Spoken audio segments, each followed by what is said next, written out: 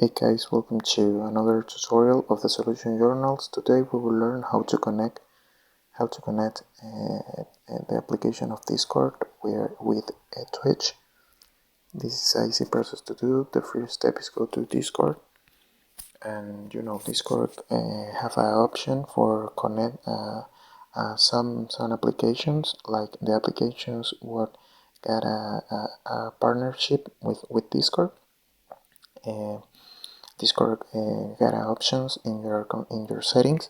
Here in the part of servers, you need to go to the option of your profile here, and after that you need to go to the superior right corner in the option of settings, and here you need to pick here in connections.